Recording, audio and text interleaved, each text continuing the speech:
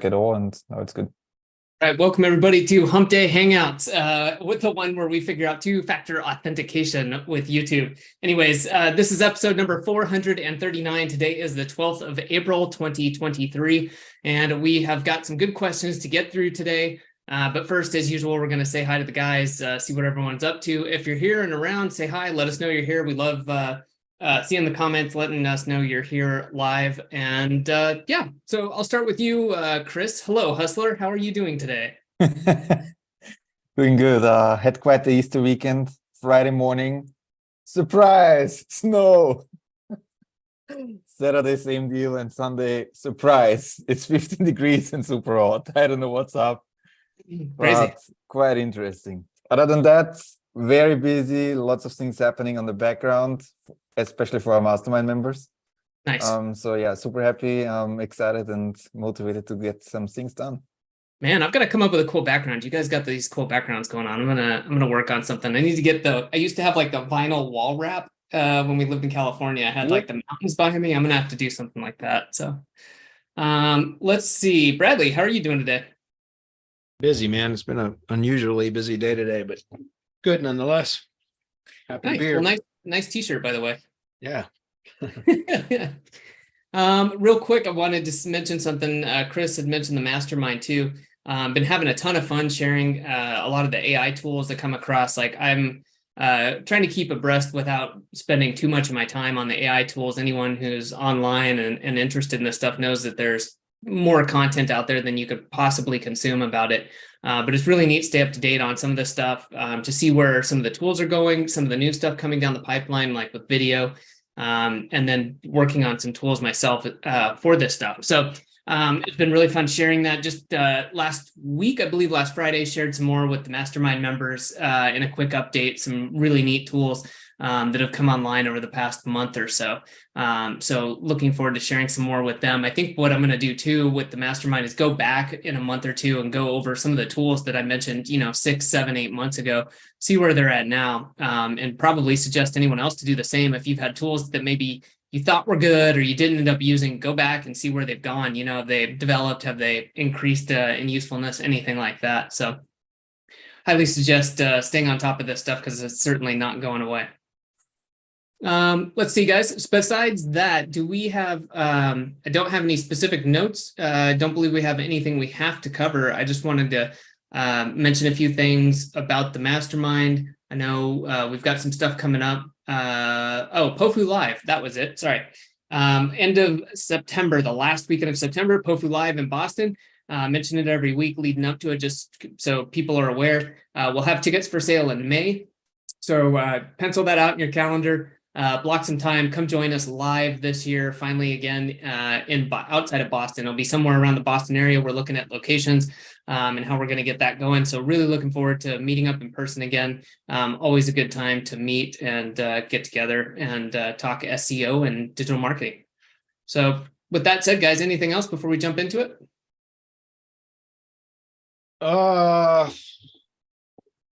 Not that I can think of right now. Tomorrow is the mastermind webinar, and I'm going to try to have.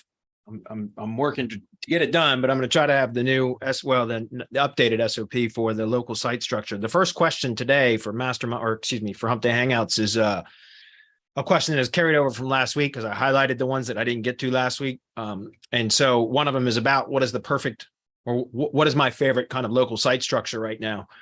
And it varies depending on whether it's a single location business or a multi-location business. It also varies depending on if the service area, because all I work with is, service area businesses, if the service area is in more than one state, right? So it can change depending on what your specific use case is. And so I've been trying to get all these different versions or formats, depending on what the use case is, prepared and then put into the SOP for mastermind members. It doesn't look like I'm going to have it all done tomorrow, but I can at least get the Elementor templates into the SOP with some instruction, which will take me a few more days to create the instruction on, how to install the templates and also how to modify them, because I'm going to give you our mastermind members templates, but they have to be modified to your specific needs. So I'm still working on that. I'm really trying to get it done for tomorrow for the mastermind webinar. I know it won't be 100%, but a big part of it will be done, which I will be releasing to those members tomorrow. And then I'll continue adding to it over the course of the next week. This is part of a larger kind of plan that we are developing here at Semantic Mastery for some really big changes to our training curriculum, or whatever you want to call it, which we hope to possibly launch by the third quarter of this year. But we will see. All of that will be coming. More information will be shared tomorrow during the mastermind webinar for our top members. So anyway, with that said, I think we can get into questions. You guys want to add to that at all?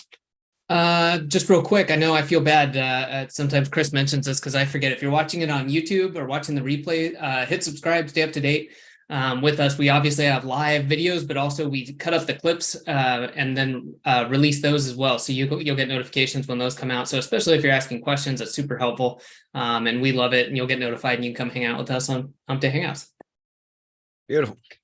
Well, since we have so many questions to get through because we had some carryovers from last week, I'm going to get right on it. If you guys are cool, let's do it. Good to go. All right. So the first one was from Sebastian. And like I said, I think this is a good question to answer based on what I just mentioned. He says, Bradley, can you please remind us again, what's the preferred website structure for a lead gen money website going forward? For example, should we have a homepage and an overall service page and no individual service pages for each service? And should we have an about us and a contact us page at all? Or will the about us and contact us page cause potential cannibalization issues? Thank you. No, contact us and about us won't, because those are standard pages and they have very clearly differentiated titles. So that's the biggest thing, right? That I see, and I just see it, I mean, time and again, it's countless. I can't tell you guys how many times I've seen over the last several months now, cannibalization issues just eating sites alive. And it's very, very common now. In fact, I just finished doing an audit of one of my link building clients' properties who's in our mastermind. And I've been teaching about this for months. And yet he asked, hey man, we got some, the links aren't providing the effect that I expected them to. Can you take a look at the project? And I just audited the project literally right before getting on this webinar today, right? From the Hump Day Hangouts today. And I clearly showed how what I'm seeing is cannibalization issues on his site. And so again, guys, having unique titles is what's really important, not targeting variants of a keyword. So whatever your top level keyword is that you optimize for, that you want to rank. So your lead generating page, right? The page that you generate leads from. Again, we're talking about local. Okay. Whatever that top level keyword is that you're optimizing for, you can't publish other pages on the site targeting variants of that keyword. Because if you do, it will cause cannibalization issues. It didn't used to, but it does now. So contact us and about us are two clearly distinct kind of titles, right? So that's not an issue. Where it's an issue is when you're targeting a product or service keyword and then you duplicate that or publish other pages on the site or posts on the site that are targeting variants of that keyword, unless it's significantly unique, right? Which, by the way, if you're publishing blog post titles that are long titles, conversational type titles, that's different. But when you're targeting just keyword-based titles like you do typically for pages that you're using to try to rank for generating leads and things like that, that's where it runs into issues. So when you're optimizing for a short keyword instead of a long title, then you run into cannibalization issues when you're targeting a variant of the seed keyword or the top term. Does that make sense? So about us and contact us are very distinct pages, and they're normal. They're common pages to have. So that is not a cannibalization issue, right? Cannibalization issue would be, again, like I try to describe this often in tree service terms. And let me kind of pause the screen for a minute and open up a drive file.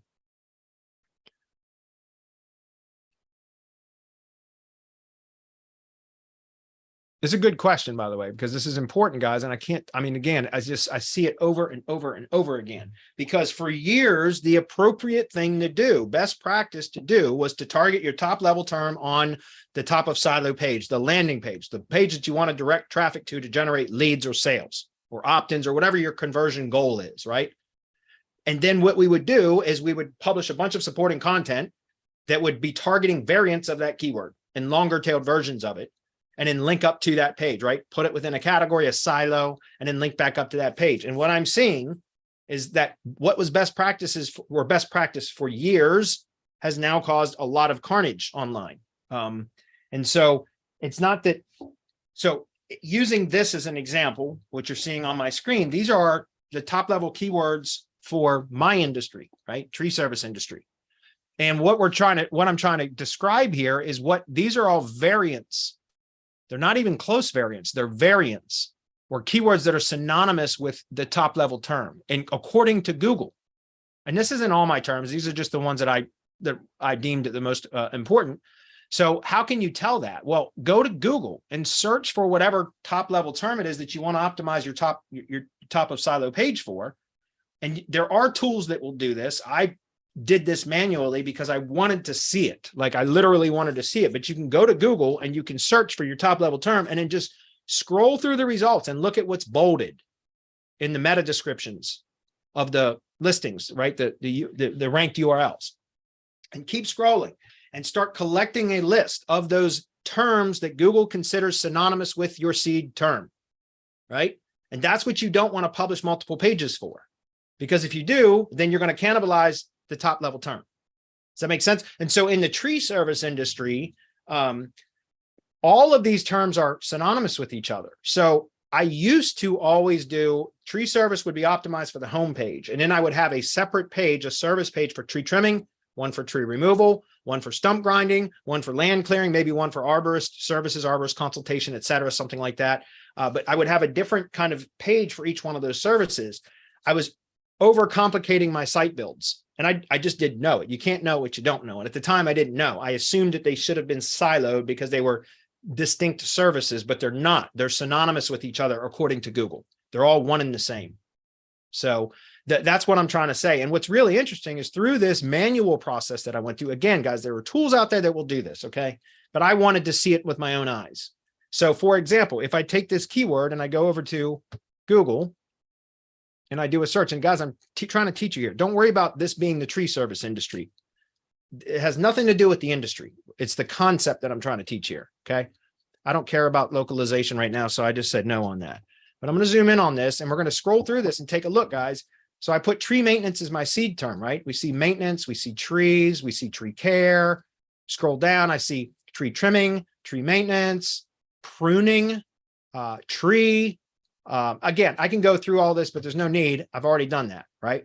So the point that I'm trying to make here is, yes, you can have a services page if you want. So you can, so in my case for a tree service, if I'm going to do a single location business, right? A single location lead gen site, then what I'm going to do is I'm going to optimize the homepage for all of my services. I'm going to have basically a one-page site plus the normal pages, right? The standard pages, contact about, privacy terms, etc.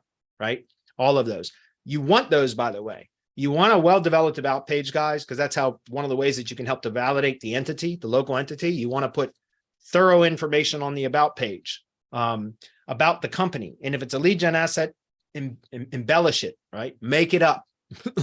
But try to add some validating signals if you can. Things you can do is like on the about page is you can talk about when the company was founded, how many employees there are, things like, seriously, an about page should be well developed. I don't do that a lot but if you have a real valid business, if it's a lead gen asset, it's more difficult to do. But if you have a real valid business, an about page should be well optimized with a lot of information about the company, their products or services, and who they serve, right? It's really important. And in fact, you can actually, I know that in local business schema, structured data, most people will put the homepage URL as the entity home, right? They'll designate that as the URL for local business schema. And that makes sense. But in reality, it's actually better to really designate the about page as the entity home, because the homepage of a website is really for your customers, right? It's a sales page, right? It's a brand page to describe, to display contact, a way to contact the company, typically, right? A brand page is the homepage. You don't typically talk about what the company does, what the products and services they have, the history, and who they serve. It's not usually worded that way on the homepage. It's more about like supposed to be pretty and create some sort of a conversion. That's usually the goal, right? So the about page is where you can clearly develop a much kind of more thorough description about the company, what products and services they sell and who they serve and in the areas that, right, and all that. But again, that's kind of down a rabbit hole that we don't need to discuss. The point that I'm trying to make here is with the tree service site, if I'm doing a single location business, I'm going to do everything on the homepage, and I'm going to target the brand name generally, or if I want, I can do a brand page on the homepage, which is just going to be optimized for the brand name, and that's it. No additional keywords, nothing, just optimized for, so the SEO title is just the brand name. And then I'll have a services page that I would optimize for tree service plus location, then append the brand name to the end of that URL. Always do that. I've been doing that since I started my career. Like, I'm not kidding, for fucking almost 15 years. I've been always appended the brand name at the end of the URL. I don't know why, but I've always done that. And now I know why we do that, because it creates an association between the top level products or services that we're offering and the brand. It's an association, right? So it's a way to associate those keywords with the brand. All right.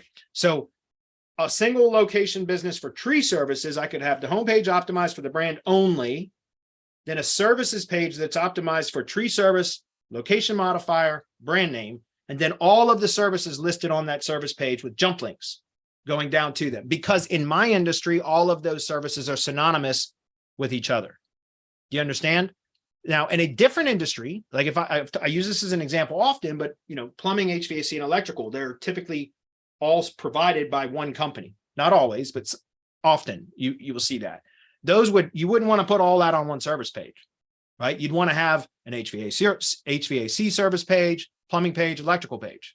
So in that case, it would make sense to have a homepage optimized for the home or the brand, and then separate service pages for each one of those very distinct services.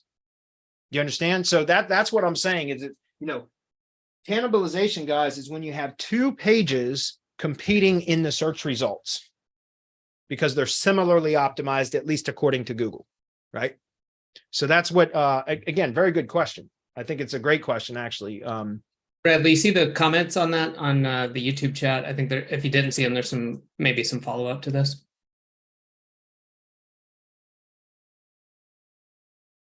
Problem cannibalization is what? Poorly crafted keyword groups? The one I think after, that, and then after that, yeah, and Anselmo and below. And Anselmo says, so Bradley, are you saying that we should start creating long form pages with all the relevant keywords? So tree trimming, removing, pruning, only one page. Yeah, that's exactly what I'm saying. Okay, guys, I've shown this over and over and over again. We'll show it again. This is an example of what I mean. So this is a multi-state project here, guys. Okay, multi-location, multi-state project. So I got the homepage is optimized. What did I just describe, guys? So I'm practice what I preach, right? What did I just describe? What is the homepage title tag optimized for? The brand, period. Nothing else. Doesn't need anything else. The homepage should be really the brand name, unless you're doing a one-page site, in which case then you would optimize for what you're trying to rank for, which I do have several one-page. I say one page, but they have contact about privacy, all that. Okay. What I mean is just like one main page on the site, but this is optimized for the brand to brand only, right? And we go to services. Now, look, am I trying to rank the services page? Look at the title tag, guys. Do you think I'm trying to rank that? Of course not, right? This is a services page. What am I trying to rank though? I'm trying to rank location pages, right? So if I go to Westchester, now look at the title tag. That's more what we're used to seeing. Right? Something like that. I don't know if you guys can see it, but because it's a little pop-up window, but and I don't know if that shows on the screen, but you guys can see it up here. That's a more kind of normal kind of title tag, right? So that the location pages is what I'm trying to rank. I'm not trying to rank the services page or the home page. I'm trying to rank the individual location city pages. So those are what we optimize for, all of that. Okay. And this gives us various places that we can optimize for, right? We also have state pages. I can click into the Pennsylvania page, and if I wanted to, I could, this is something that I could build links to. I could build links to the tree. Look at the URL structure, right? I could build links to tree service page. I could build links to the Pennsylvania page. I could build links to the more specific city pages or city. These are actually posts. Does that make sense? So that, to Anselmo's question, would I do one long page? Yes. Let's go back to the tree services page. Okay. This is one long page. Those aren't sub pages. Those are jump links, guys. What the hell happened to my spacing? My spacing disappeared. I had my developer in there, and he obviously changed. God damn it. Anyway, I got to go in and fix this stuff. Anyway, those are jump links and they might be broken now. No, it just looks like just the just in the menu. Man, Looks like we want to use those videos. well, my developer jumped into the site. Anyway, I found out Generate Press is supposed to be like the one of the next generations of WordPress. It loads incredibly fast. The way that it loads code and all that is completely different. And anyway, so I've got my developer right now converting this, which is an Elementor, into Generate Press and Generate Blocks, because this is by far my favorite type of local site structure, hands down. It's just performing really well. I've got it across over a dozen sites now, and all of them are performing well. And so by switching it over to Generate Press, it should load really fast, which should help it to perform even better. But anyway, just back to what I was saying, guys, you can see like these are just jump links. Every one of the services, because they're all synonymous with each other, are right here on this page. You understand? I don't need separate pages. And by the way, can't we take these jump links and build links directly to these jump links, right? So if I copy this link right here, guys, and put it in a notepad file, take a look. These are the jump links, right? I can build links directly to this, right? So I can have link building content that's optimized for tree trimming and pruning services that links directly to this jump link. So it's basically pushing relevance into that specific section of the page. It's still going to power up this URL in its entirety, but you understand now I'm linking to a very specific section of the page. So don't I have multiple internal links on this page that I could use as link targets, right? So again, link gopher, I can come here and say extract all links, and I can go, well, there's a broken short code there. So I just found that. That's interesting. Anyways, right there, I could go in and grab all these jump links here, and those could be used as link targets for link building purposes. Okay. So you're right, or maybe a table of contents at the top. Yeah, I mean, you don't need that if you have a menu and then you have this section. This is a carousel here, right? This is the table of contents. You understand? So again, we're on the services page. This is the table of contents. It can be the menu or it can be here, either way.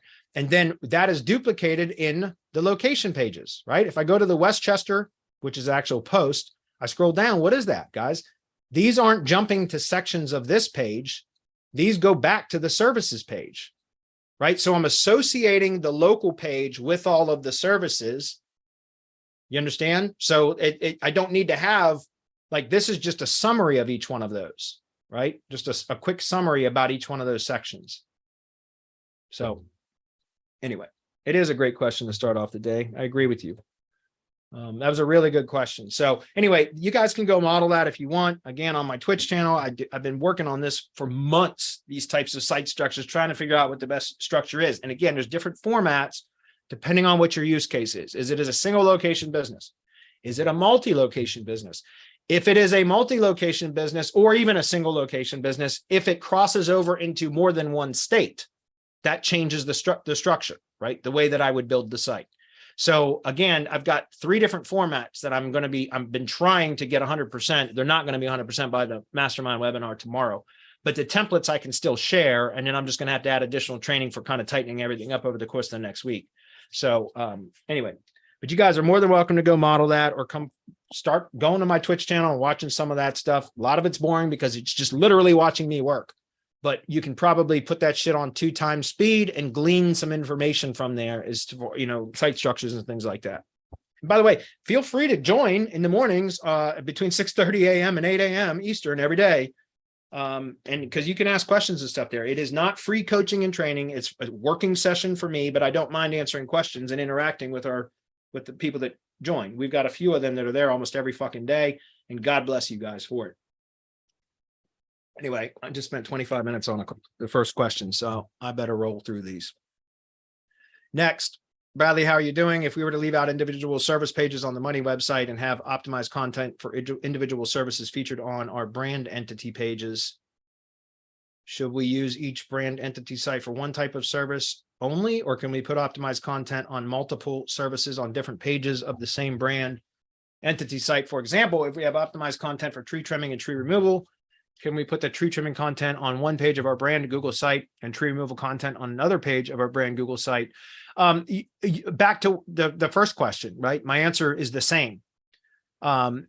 in that case, because they're too similar, I would want to spread that across multiple branded blogs. In other words, I would have a tree trimming article that's optimized for tree trimming on Blogger, for example, and then a tree removal article optimized and published on the G site, and it may be a stump grinding article, stump grinding and removal article on Tumblr, etc. You guys get what I'm saying, right?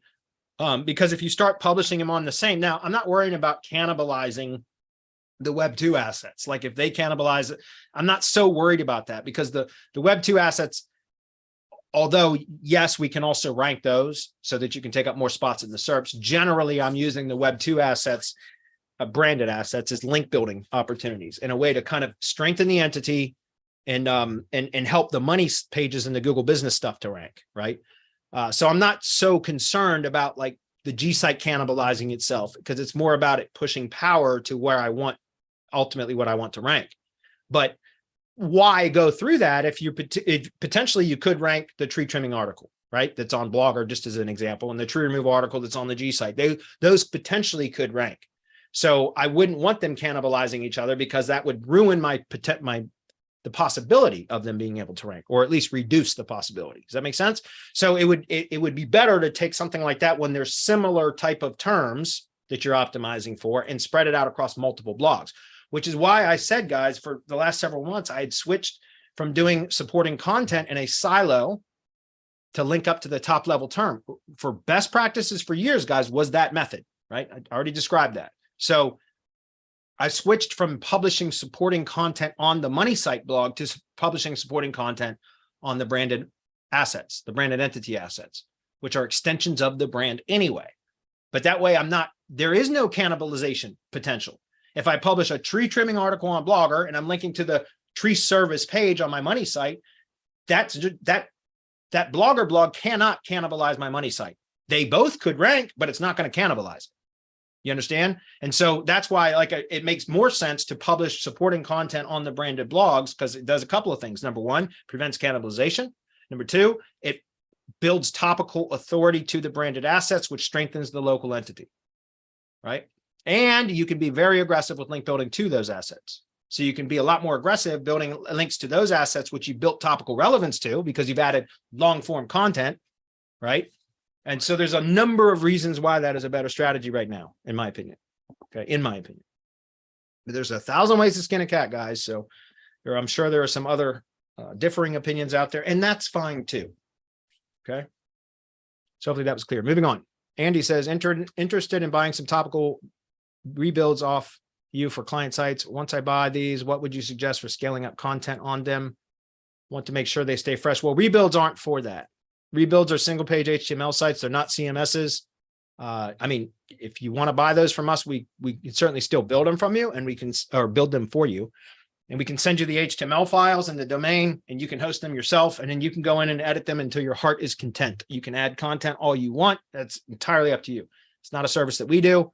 We hunt it on the domain and put the HTML page or site up on that. That's optimized with the appropriate content, tuned for the specific topical categories that they need to be. And then we place the links in that, and then we publish it, send it to indexing, and then send you the delivered results.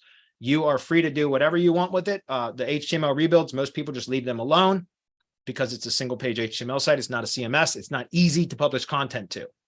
But if you want to publish content to it or edit it, do whatever you want to do with it, that's perfectly fine. All you got to do is request that we send you the HTML files and push the domain into your account. You can host it wherever the hell you want, and you can make as many changes to it as you want. Now, we sell niche relevant blog links and now locally relevant blog links for our subscriber clients. We just rolled that out April 1st. So we're not selling locally relevant blog links for one-off purchases yet, because we have to build an inventory of local blogs first before we can offer that. So we're doing that with subscriber clients only right now. Okay. If you're going to go out and try to build your own links networks, guys, or, for backlink purposes, CTRFI is fantastic for that. There's a number of other things that you could do. Just like I teach how to do everything that I do in my link building business. I teach in the mastermind, guys. Nothing has been held back, like absolutely everything. I'm 100% transparent. So if you want to learn that, Andy, come join the mastermind and you'll get all the training you need for that. Danny says, when building cloud pages from yacss, do you point them at your money site? I do, but I don't do cloud stacks. I do cloud pages. I've talked about that for months or over a year now, really, because I just paid my annual renewal for yacss like last week and several $1,000s, right? So I know I've been with yacss over a year. I don't build cloud stacks, not the way that, not with just cloud pages. What I call a cloud stack is a cloud page with 2 semantic links pointed at, right? Topically relevant links. So that's what I call a cloud stack.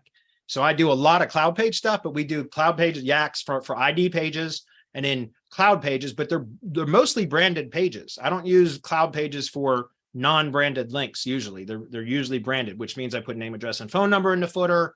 It's clearly a branded page. We do an ID page, which is optimized for the brand, not a keyword, the brand. And then we do separate cloud pages for each of the top level products or services. And then those are just tier 1. They're not really entity assets, but they're branded cloud pages. Does that make sense? So I don't use cloud pages for link building other than like branded link building. That's clear.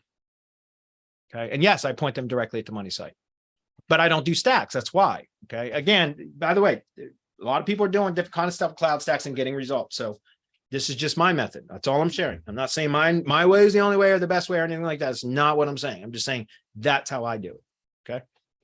Because every time I say something like that, people go to other groups and say, well, Bradley said that this is the hit. This works and that doesn't. No, that's not what I said. I'm telling you what I do. You know what I mean?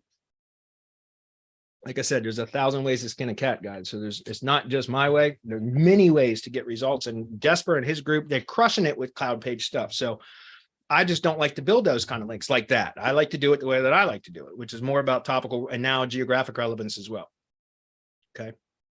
Good question though. Next one is from Derek. He says, hey, Bradley, is it okay to have multiple 10+ cloud pages from the same cloud site with different URLs point to the same money site? I don't do that. I just described that. I don't do that, guys.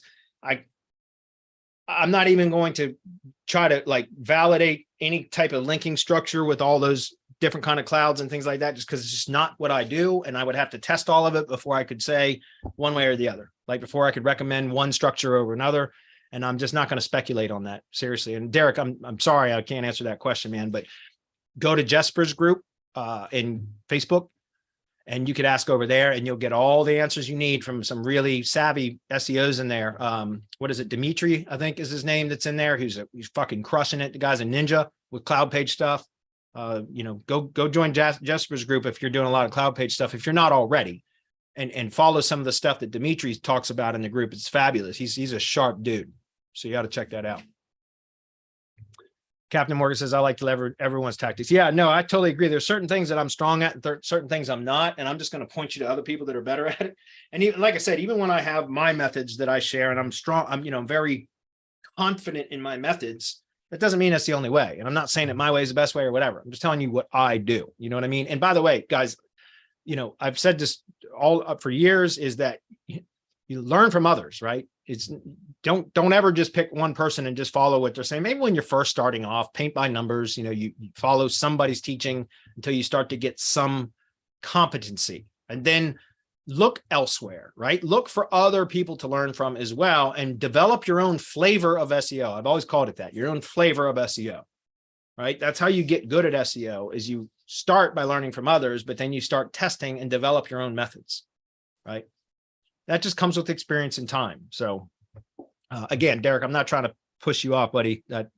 Just understand, I don't want to speculate and tell you something when that's not a method that I use, because then it's probably, it wouldn't be effective. I mean, it might be, but I'd have to test it first. There's a lot of other people doing a lot more stuff with cloud stacks than I am. But I have my own specific method, which is hunting down domains and all of that based on topical relevance. Pete says, should I do SEO for my existing lead gen client? A lead gen client of mine has been paying me $1,400 a month since October 2021, asked me to build a website for him in November. So I charged him $4,500 for the website and built the website for him. Now he's asking me to do SEO for the website I built for him so that both my lead gen and GBP and website and his Google business profile and website could rank at the top and be generating leads. I have no doubts that I'll be able to rank his website and the GBP to the top, because I've already done it once with my own lead gen and website. But my concern is that he could stop paying for my lead gen service once I rank his website and GBP listing and they're generating leads, even though my client says that he's not going to leave me. after his own website has been ranked? Yeah, I mean, listen, that's a long fucking question. I'm not reading the rest of that. I didn't realize it was that long. Pete, I appreciate the question, man, but Jesus, that's fucking long. Yeah, okay. I'm not going to finish reading the question only because it is super long and we still got a lot of others to get through. Can you do that? Yeah. Here's the thing. Who cares if, like, yes, you can do that. And by the way, put yourself in your client's shoes, or your service provider, now also a client, shoes. What is best for his business? I understand you're looking out for number one, you, right? I get it. I understand that, guys. But remember, we're all, if you know, as an SEO guys, or a marketing professional, or an SEO, whatever you want to call yourself, we should also be business advisors, right? I truly believe that. And so what's in your client or service provider's best interest? Is it to constantly need to buy leads from you? Or is it in his best interest to also build up his own brand, right? So that he's generating leads on his own and he's not dependent on a third-party lead source. Does that make sense? I mean, you already know the answer. I understand looking out for number one. I get it, guys. But you should also, you have to put yourself in the position of your client, right? What is best for their business? And so right now, both, right? It's a hybrid. You are doing lead gen and you're doing retainer work for them to help build their presence online. The point that I'm trying to make here is, let's say that you end up ranking him, right? You likely will. And he 2-3 months later decides that he doesn't want your lead gen to pay for leads anymore, which thing is, if you rank his site and he's getting leads both from his site and your site, your leads that you're generating through your assets, why the hell would he ever stop that? And if he does, he's not probably as smart as you think he is, right? Because honestly, like, that's like killing the goose that laid the golden eggs, right? Like, and I talk about this in the tree service industry all the time. I do revenue share model. That's my favorite model for lead gen for tree service guys. But they oftentimes I will catch them stealing from me, claiming that they haven't closed jobs that they actually closed. And that to me is like the height of idiocy, right? Because it's like, if you're only paying for leads that made you money, then why the hell would you lie about closing leads, right? Anyway, that's what I'm trying to say is, if you got a client that is that is buying your leads right now, and he's made money so much so that he's got the funding to be able to invest with $4,500 to have a site built and whatever you're charging per month, the guy's making money because of your effort. So go ahead and rank his stuff for a retainer and everything else. If he's smart, he'll keep both. If he's not smart, he'll cut off the lead gen side of things, but continue paying retainer money. And guess what? You go remonetize your lead gen assets for another service provider in the same area. You just created competition for him. By him canceling your service on the lead gen side of things, he just created more competition for his own business. Do you understand? That's why I said he's not as smart as you may give him credit for if he decides to cancel that. So you guys remember, you can what if stuff to death, but don't. Think about it like, where is your position of power in all of this? And how can you maintain that throughout, right? And you have the upper hand in that situation, in my opinion. Okay. David, oh, that's David. Hey, look at that. I've been watching for replays. One of the things you're doing is testing out BLF, Backlink Factory. What are you trying to determine with the test concerning this method? Well, I've done a very limited test with that, obviously. And the first one was just to test just taking a G sheet and just linking to the G sheet built with, from Backlink Factory. As you know, David, if you saw because that's the only test I've done so far. And that's because this directory site stuff that I'm doing has to take priority. I'm sorry, it does. It's a bigger fish right now than just Backlink Factory. So anyway, the test that I did there is very limited. It was just taking all the Web 2 and branded assets and citations, et cetera, for 3 or 4 different GMBs or Google Business Profiles that I have, and I've really not done much with. And just creating the G sheet with all of the URLs hyperlinked to keywords, and then just linking to the G sheet, building links. I did an embed run, I did a bulk spam gig, and I'm supposed to have a semantic link gig, 5 semantic or topically relevant links and 5 geographically relevant links to another one. I still haven't even placed that with my team yet. So I'll get back to that when I have more bandwidth. And I do want to do more testing with Backlink Factory, but right now I have limited time, guys. And like I said, I got the directory stuff that I'm doing and all the SOP stuff that I'm doing. That has to take a priority because serves a larger audience, right? And a bigger need. So anyway, Albert says, how do you think some of the mega investment companies handle SEO where they own like 3 or 4 brands that do the same thing regarding interlink, etc.? I mean, it works. I know it's not supposed to, but it does. You see that a lot, right? You see like directory. I've seen that in the directory stuff a lot where they'll have multiple types of like directory type businesses in different industries, and then they interlink with each other. That's not supposed to work, but it does. I guess it depends on how they've hosted everything and all that. But so what are my thoughts on it? I mean, yeah, it can work. I don't really know what's the question here on this. How do you think they handle a SEO when they own like 3 or 4 brands and do the same thing regarding interlinking, etc.? Yeah, I'm just not sure I understand what the question is there. So if you can clarify that, Albert, I'm happy to try to answer that.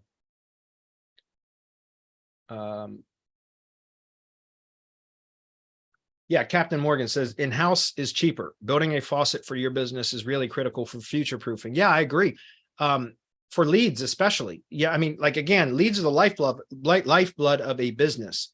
And I swear to God, guys, when I talk to tree service contractors, you know, I have 2 options for them: lead gen or retainer, like typical SEO engagement where I just work on their brand. And so I generally on my discovery call with because I do a 2-call close with tree contractors, where I always have a discovery call first. And I go through the spin selling method. I've been over this dozens of times, guys. The spin selling method is how I've been selling for years now. It works really well.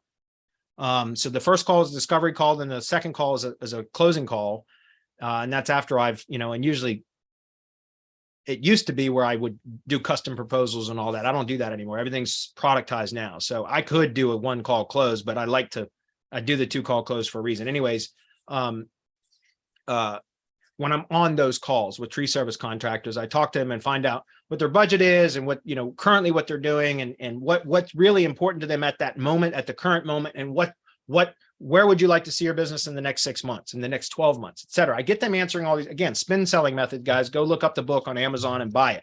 If you're selling SEO services or anything with recurring, high ticket or recurring sales, there's no better method, in my opinion, than spin selling method. So ask all those questions, and throughout that conversation, we determine what is most appropriate for the contractor. Is it buying leads or is it building up his presence? And sometimes it's a hybrid of both, where he buys leads and hires me to do SEO for his brand, which is what we just talked about in a previous question. But during that conversation, I always mention, you guys might think I'm crazy for this, but again, it's our responsibility to be business advisors too, right? At least I think so. And so I tell those contractors on the call, like, hey, listen, it sounds like right now the more immediate need is leads. Because if we generate leads for your business, you're going to have more revenue that then you can invest in building up your own presence, because Mr. Contractor or Ms. Tree Service Lady, which is never happens. At least I've never had it happen. But to be honest, it's in your best interest to reinvest some of the revenue that you're going to generate from the leads that or that you're going to get from the leads that I generate for your business, that you reinvest some of that back into building up your own presence, because you should never rely on a third party as your exclusive lead source. And I say that directly to them. Why? Because a couple of reasons. Number one, it's the truth, right? Number two, because ultimately I do want to not only sell them leads, but also get retainer money, right? I want that hybrid, because then I'm getting 2 streams of revenue from the same source. And it diversifies their, lead generation, so that they have more than one asset producing leads for their business. It's safer for them. It makes more money for me, all of that, right? So I totally agree. I think, creating your own, taking it in-house is really the more stable and better thing to do long-term. Okay. And the same goes for, SEO services, guys. I mean, we have white label, and we certainly encourage, semantic links is white label link building. I encourage people that don't want to handle that shit in-house, come join. I'm happy to do it for you. Right. But I tell in our mastermind, I teach in our mastermind all the time, guys, if you have a real demand for links, like, you should consider building your own in-house link building team. It is kind of a pain in the ass, but it's just like anything else. You get good at it, and eventually you can be pretty much systematized, right? It takes time, sure, but you will definitely make more money that way, right? Although you have more headaches too, right? So it's a trade-off. There's always a trade-off. But when it comes to leads, man, I swear to God, I think it's best for businesses to build their own presence instead of using third-party lead generators, although it's a great avenue to get revenue coming in, right? If you were starting an SEO marketing agency in 2023, how would you take it to 15K monthly recurring revenue in the next 6 months? Easy. I got the perfect answer to that. Learn how to sell, and that's it. Don't worry about SEO, right? There are plenty of white label providers out there that can produce results for you. Learn how to sell, period. Learn how to generate leads and then sell those leads, right? Sell to those leads. So prospecting and sales, period. Don't worry about SEO. There are plenty of places that you can buy done for you white label SEO services. If you want to get to $15,000 a month in the next 6 months, that can be done easily if you're not worried about fulfillment because you pass that off. All you should be doing is learning how to prospect and sell. Learn the language of your target audience.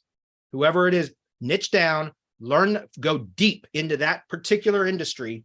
Go deep, not wide, deep, right? Learn everything you can about that industry so that your messaging is spot on, and then target that industry, business owners in that industry and that industry only, and learn how to generate leads through targeted messaging, and then learn how to sell those. And the only way you're going to learn how to sell those is to just get on sales calls, guys. Again, spin selling, it sits here right on my desk all the time. This is the handbook.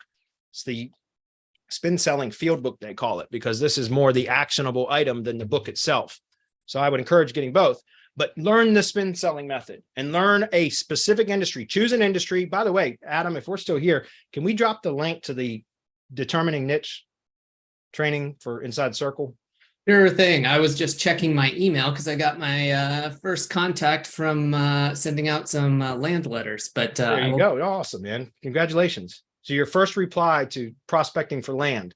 Yeah, I sent, like you train people, sent a letter to myself, got it in the mail today, went in and checked my voicemail because I had it just set to go to voicemail, and boom, already got a voicemail from somebody saying, hey, man, that's cause for celebration. Congratulations, man. Thanks, dude. Now, next step is to close the son of a bitch, right? Yep. Like you were just talking about selling. So for me, this will be interesting and getting on the phone, but I mean, this is easy, right? There's no offer or anything yet, just getting their information and then going and doing the research. That's it. That's it. And you can automate, like just model what I did with Alpha Land Realty. I never even talked to the people until usually I would make offers via mail and they would get accepted. And I never even talked to them until right before I would set up closing for selling the property, which is where I would do the flip. And then I would contact them usually by phone just to have a quick chat with them about the closing. And we did all the closings remotely with mobile notaries and all that, FedEx and all that. So we never had to actually go to a closing office or anything. It was fabulous. Nice. Well, I'll have to talk to you tomorrow or Friday real quick about a couple of things, but yeah, this is good to see. So yeah, I'll go grab the link and post it. Congratulations. But yeah, Jose, again, back to that, man. I swear to God, that is hands down the best advice I can give you guys. I try to tell that to people all the time. Like, yeah, of course we teach SEO, but that should be secondary. If your primary goal is generating revenue, learn how to prospect and sell first, because you can find third-party fulfillment providers that will do the work for you. And then you don't have to worry about it. Just mark it up, right? That's why, again, specialize, guys. You make so much more money as a specialist than you do as a generalist. So if you specialize in a particular industry, go deep in that industry, learn everything you can about it, understand the language of how to communicate to those business owners. You also need to understand the language of what their consumers are looking for, right? So that's why I say go deep, and then figure out where those business owners are, how to get in front of them, and then work on your sales message to them, because you can charge higher prices as a specialist than you can as a generalist. And so specialize, get Dan Kennedy calls it message, media, message, market, media, right? The 3 M's. So it's really important. If you dial that in, now you've got leads coming in, and then you can fine tune your sales process. You can find third-party providers that can fulfill, and all you need to do is have enough markup, enough margin to make a comfortable income from that. And then as you start to, our former partner, Hernan, what was it? Sales solves all problems. Is that it, Adam? Yeah, sales cures all. Yeah, sales cures all. So once you have revenue coming in, now you can start to build an in-house SEO team, which is what David Morgan just mentioned. Build things in-house. I totally agree. But don't start there, guys. That's what most people do in the industry, and so did I. So don't get me wrong, I'm not above this. And I think our industry is kind of backwards in that we teach most people come into SEO to learn SEO first, and they think, oh, if I learn SEO, I'm going to make money. I'm going to be financially free. How many broke SEOs are there out there? A lot. There's a lot of hungry SEOs out there that are skilled at SEO, but they don't make much money from it. Why? Because they focus their attention on the wrong things, in my opinion. Build a business first. And then if SEO is something you're curious about, you have a passion and interest for it, great. But, you know, so maybe you should do the SEO and then find somebody that's good at prospecting and sales and join up with them. The point is, prospecting and sales is absolutely the tip of the spear. You have to have that, or else nothing else falls into place, right? So anyway, guys, I'm really clear on that now because I've got several different agencies now, and I've really learned that having a lot of revenue really does solve all the problems. I mean, it's easy to throw money at something to solve a problem. Much easier than it is when you're broke. It's harder to solve problems when you're broke, what I'm trying to say. So anyway, great question. Dan says, is the GMB process checklist from GMB Process still valid? Yeah, I mean, there's a couple of changes that we're just starting to move our SOPs finally into Circle. Maybe start later this week, but by next week for sure.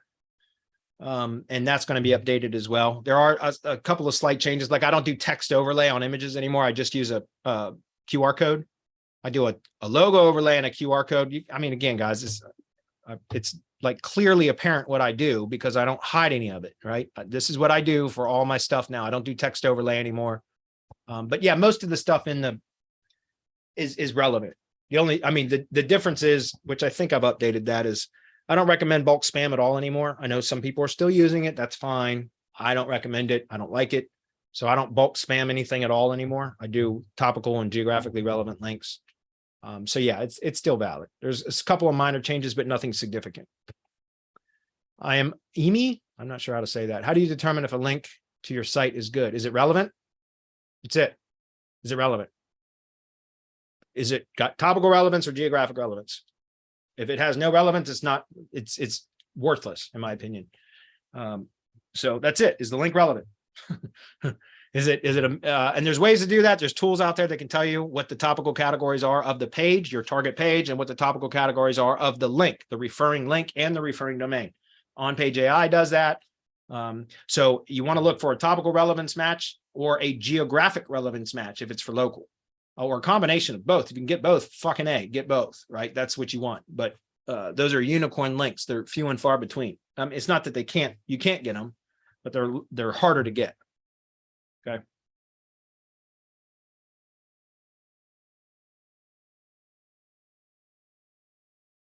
Asked for a course. He might have looked into it to learn it, and he replied with a link to a course. I'm not sure what you're talking about. Oh, so there must have been a question here that we answered, Adam, that pissed somebody off. Can you point that out while I continue? Where's that at? In the chat, or?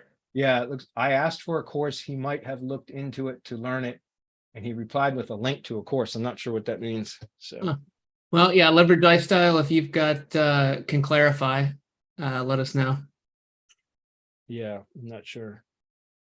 So if you're talking about the selecting a niche or industry, I don't know if that was it or not, but that's free training, guys. So like if I don't know if somebody's complaining about giving away free training or what. Maybe you thought it was a sales pitch. I don't know, whatever. That's free training. I'm trying to be helpful here. I guess can't please everybody. Anyway, Lisa says, what's one reason people wouldn't buy from you, and why is it not a good reason? I don't know. That's kind of a weird question. What's one reason people wouldn't buy from you, and why is it not a good reason? They don't trust me. For one of your business. So like, for example, you're working in the tree service business, for example, right? And basically any objections that you're getting from them, I guess. Yeah, well, that would vary depending on what the industry is and everything else. So I'm not sure, Lisa, what the context of that is. If it's what how Chris interpreted it, then I could answer like, why wouldn't somebody buy from a tree service contractor? Or is it, why wouldn't somebody buy from Semantic Mastery or from Semantic Links or something like that? I'm not sure. Personality. Not sure I understand that either. Anyway, moving on. Yeah. Okay. David's saying personality might be a reason somebody doesn't buy. Yeah, maybe. Trust, proof, being burned in the past. There's a number of reasons. Like in the SEO industry, guys, we all know this, right? Reaching out to local businesses that have been burned by other shitty SEO providers. That happens all the time, all the time. Tree service industry. I talk to tree guys all the time that are sick when you talk about lead gen. They like literally throw up, like they get sick because they got burned by Home Advisor and Angie Leads now. For years, they've been like taken by those companies, right? And I've gotten a lot of clients, tree service contractors from that because they're pissed off at Angie or Angie Leads or Home Advisor, right? Because that's one of the things that I use that, you know, they have the option to get exclusive leads from me, which means like the leads that I generate for them are only for them and nobody else. I also do sell leads sometimes multiple times, but those contractors are aware of it, right? They all pay less for the lead because they're aware that that lead can be sold up to 3 times. But for most, you know, but I provide exclusivity. So why I bring that up is because that's one of the things that, you know, people don't buy sometimes because they've been burned by other SEOs, right? If you're talking about SEO, I don't know. Anyway, I'm going to move on. Next one. Leandro says, hey, Bradley, on Hump Day Hangout last week, you talked about doing land flipping part-time a few years back, even though you ultimately decided to get back into SEO full-time because of the commitment you had with your SEO clients. Would you say land flipping is a lucrative business it's worth doing for the long term? Absolutely. It's a great fucking business, guys. And again, the reason why I quit it is because I liked it and it made me a lot of money. And it caused a internal moral dilemma that I fought with for a year and a half. I'm not kidding about, for a year and a half, I struggled with, should I exit the SEO industry and just go 100% on the land business with my marketing and SEO knowledge? I could fucking crush it over here. But I felt obligated to my partners and to our members. I swear to God. And so for a year and a half, I struggled with that. I think it's a fantastic business. When I get 10 years down the road, I'm going to be turning 45 in a couple of months. And my retirement, my goal is to retire at 55 or have the option to from the SEO business. Doesn't mean I will, but I want to have the option to. And my longer term goal is to do that. Flip land, no shit. Because it's a fantastic business. And I really like it. It makes a lot of money, a considerable amount of money. I mean, like I said, the last year, or probably not quite a year, probably the last 9 months that I ran that business, I only put about 5 to 8 hours per week into that. And I made a minimum of 4 figures every month. A lot of months I made over 5 figures. I never made more than 18,000 in 1 month, but I made many months over the almost 2 years that I did the business, about half or maybe a little over half. I did over 10K a month in revenue, 5 to 8 hours a week. Only the last 9 months that I did that. The first several months I had to learn it and had to build the systems and everything else. So it was real intense up for the first few months, but then eventually it was like almost automated. So great business. I would encourage you to definitely get into it. Moving on. Captain Morgan says 55. So you're looking to get this option in 30 years from now. That's funny. All right, next. Fergus, we're almost done, guys. I'm going to try to wrap up these last few. In competitive niches where competitors are constantly watching us and trying to attack with negative SEO, what are some things we can do to protect our sites and also links, etc.? What can we implement to throw off competitors trying to dig into our sites? Okay, so link building through canonicals and redirects and things like that can kind of mask some of the stuff that you're doing to clients, or excuse me, from competitors. Not always. Real savvy SEOs can still figure it out, but a lot of SEOs aren't as savvy as they think they are, and they wouldn't be able to figure it out. Content mirroring method, we teach that in the mastermind. That works well. And you can do all of your link building to the different layers in the structure. So it makes it very difficult to determine how the money site is ranking, because you don't really see the links there because they're multiple layers out, but masked through iframes and the Russian doll structure that I call content mirroring. I've talked about that for months. Anyways, in the mastermind, I have training for that. You're welcome to join it and get them training there. That's a good thing to do. Disavow too, by the way, in negative SEO industries where I've been negative SEO'd, I use the disavow tool a lot for that. I won't hesitate for a second to submit a list of domains or URLs, but most of the time I just do it by domain as to the disavow tool in Google Search Console, if that makes sense, or in Google. So And sometimes you have to do that. We had one of my pests. I have a pest control client that has been with me since 2013, maybe 14. So long time. And when I first took over his project back in 2013 or 14, he had just recently fired an employee that went on like almost an entire year of spamming the website with porn links. Like, no, I mean, it was awful. Like the anchor text cloud pointing to his site was just, it was atrocious. Like it was embarrassing to even send my client the screenshot of the anchor text cloud because it was just so bad. And so I spent once a month, I would go in and regenerate the disavow file with all the new shitty links. And I just did that for about 9 months. And eventually I guess the guy got tired of it and he quit. And so it's cleaned up over. It just took time, but yeah, disavow stuff. I got to roll through these guys. Sorry guys. Bert, hey guys, working on some PPC for a client and getting some decent results gradually. They have also a huge potential for SEO. The website has been hosted and managed by another agency, but not currently doing marketing. How would you go about trying to take over the website and hosting before the other agency comes in to try to offer SEO, etc.? I've been working with them for a few months and don't have a significant relationship built, but been positive so far and get along with them. I manage their website for their second company, but I don't want to come across too pushy. Wondering what would be your recommended approach. If you have other projects that you've been able to achieve SEO results for that you can show them and kind of the timeline so that you can kind of set expectations and all of that, that might be a better approach. To show them. It doesn't even have to be in the same industry. It certainly works better if you have an example that you can show them in the same industry, because it's easier for them to imagine that it was their site that, you know, is performing that well. But it doesn't have to be. It can be any project. If so that might be something that you do, and just point to another kind of project or case study that you've done to show results and show, you know, if you can quantify what that did for your client, the business that you did that for, right? That's what I would do, is just kind of show by example, you know, that what you can do. You have somewhat of a relationship with them. And by the way, that's, guys, I do a lot of video email stuff. I even teach that in the mastermind. That's one of the primary prospecting methods that I've used since like 2014. No kidding, was video emails.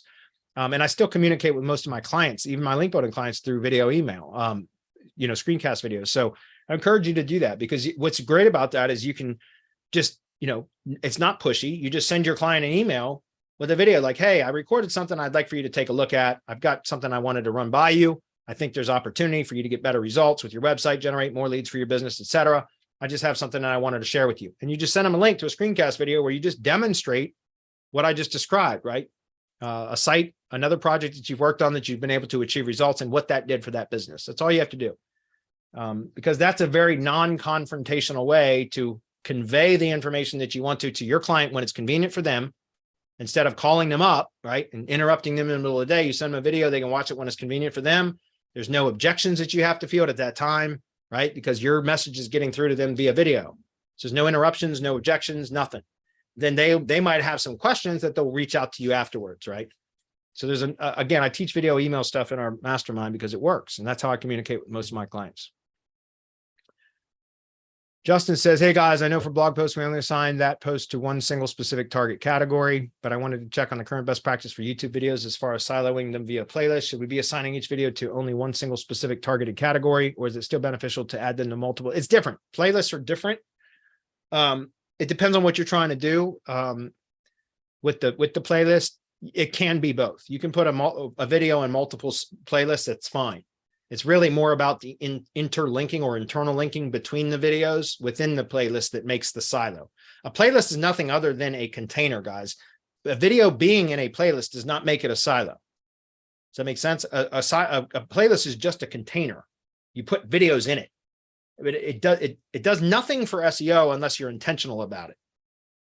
So I don't know if that makes sense or not. So it's more about the internal linking of the videos within the playlist that makes the silo, not the playlist itself. Okay. So yes, you can have a video on more than one playlist. It won't hurt anything. Ash says, hey guys, I run a small agency and trying to push some higher ticket monthly services like managed link building and reputation SEO. I don't have huge funds to hire staff and not the best with sales for larger deals. Would you have any advice for starting out working with someone to help close the deals to help grow the agency? No, honestly, I've had really shitty luck with finding good salespeople. Unless you have either, you got to have really good incentive to get any good salespeople, and it's hard to do. So yeah, I mean, that's tough. It really is. In my opinion, you're better. I mean, if you have a really good offer, yeah, you say you're not the best for sales with larger deals. And honestly, like this might not be the right advice, guys, because this is just the way that I've done it. But I used to hate sales. I used to hate it. I would try to avoid getting on a sales call at all costs, which is crazy, right? But I had to overcome that. And I did it. I did it through brute force. Like, that's not a joke. I hated sales. I tried to avoid it for years, but finally I got to a point where I said, that's it. I'm just going to have to learn sales. And I spent almost 2 years studying sales. Like, I'm not kidding. I know that's probably not the answer you wanted. And I'm telling you, this is probably not the best answer, but I wanted to learn sales for my own products and services first. I wanted to get good at that first, because I just didn't know how else to hire it out until I was good at it. Like, how do you prove your offer out unless either you or somebody else is selling it? And if you don't have anybody else to sell it and you haven't proven your offer out yet, then it's on you, right? And so I had to learn how to do it myself against my desire, right? I didn't really want to, but I figured I had to do it. And so again, in our mastermind, we did small group masterminds, and I did a mastermind every Thursday. It was a sales mastermind with a small group of mastermind members. There's about 6 or 8 of us originally, but it shrunk down to about 6. And every week we would meet for an hour and we would talk about sales, and we had homework every week. We would read different sales books, and then we would discuss it each week. And again, spin selling, I studied this, and I just got on started doing sales calls and just refined the process until I got good at it. And so, again, guys, that might not be the best advice, but that's how I did it. And I am just now trying to hire or trying to get somebody to do sales, right?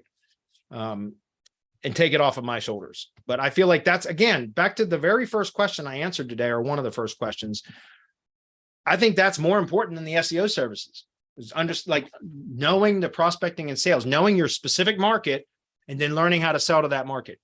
Like, that's where your revenue comes from, guys. It's not the SEO and the fulfillment. That is how you maintain your revenue, but you generate the revenue through prospecting and sales. So where should your attention be? If you need more revenue, it should be on prospecting and sales, right? At least that's my opinion. Again, sales solves all, or whatever Hernan used to say. All right, David, I've got 2 more questions and then I'm done. David says, I've been recently checking out your streams as well as you well know from Twitch. Very inspirational. I've been introduced to your content mirroring method concept recently from a member of Staxio, and having to research it out and studying your diagram. It looks very similar to a method I use called the stack attack. Okay. However, the difference is the business is happening before the Google sites. Okay. Where my tactic is happening on the other end, where you've done your optional press releases. Okay. My 2 questions is this. I'm not trying to infringe on the mastermind, if at all. First, your Google sites still act as the value of your flow of juice, correct? Meaning remove link, down goes the client their site. Therefore, you're future-proofing your work is what I like to call it. Yeah, that's part of it, because it's Terry Kyle used to call it switch SEO, something like that. But he was talking about switches, right? You have a switch that you can turn on and off, link flow, right? You can turn it on and off whenever you want. And the G site is one way you can do that. And I know you know that, because I know you're a heavy Staxio user, and Stacks drive stack user. And Staxio is your tool for it. I know that. So yes, that is absolutely part of the method. Second question is, I think I've seen you utilize this strategy in one of your streams, and I've noticed Blogger being in the mix. Yeah, although I think one of the most recent algorithm updates has changed that a bit. I'm seeing Blogger not performing well. For over a year, it performed really well, and now it's not performing well. And I think it has something to do with the most recent update. I haven't really dug into it enough yet, though. Where on the diagram would that come into play with your content mirroring strategy? And are we using pages or posts or both to accomplish this fun task? Thank you. And if you need further explanations or anything here, I'm watching live as we speak. Yeah, I do both. Like on Twitch, I actually built one of the more current versions of for Felling Pro for this location, for Pennsylvania, Felling Pro right here. I just built a content mirroring structure live on Twitch about 2 or 3, maybe 3 weeks ago now. because somebody requested it. I was like, should I just pass this off to my VA or should I do it live? And he was like, do it live. And I did it live. And then I regretted it because it took 3 days. Anyway, yeah, I mean, you can do it with pages. I usually do it with posts, but you can do it with pages. Okay. You can do both. Like, in fact, the one that I did for Felling Pro, it has a page for Pennsylvania because I did the 4 Pennsylvania pages or city pages, right? As you can see right there they are. I did the Pennsylvania Felling Pro content mirror. So I have a page on the branded Felling Pro blogger that is set up for Pennsylvania. And then I have the posts in there, these 4 posts that are child, posts of that Pennsylvania page. If that makes sense. So it's like a silo structure in the blogger, the branded blogger. So you can use both. Okay, hopefully that's clear. Mo says, what are your thoughts on Backlink Factory? Have you had any success using it? I mean, I know it works. I just started testing it myself. I haven't had enough bandwidth to do much testing other than some very limited testing that is still in progress. So what do I think about it? I think it can be awesome. What is my experience with it? I don't have much yet. Lack of time. I don't like running tools anyways. I never have. I've said that for years. I said I would make an actual effort with Backlink Factory, and I intend to. But again, I've got some bigger, more higher priority issues that have to be taken care of first. All right, guys, 15 minutes over. Honestly, ZimWriter creates much better content than Kateb. I don't even know what that is. Must have been a conversation going on here, guys. I got to wrap it up. 15 minutes over. Sorry, guys, about the comments. Hopefully next week it'll be a little bit better. We'll see. Made it. See you, everyone. Thanks, everybody. Cheers.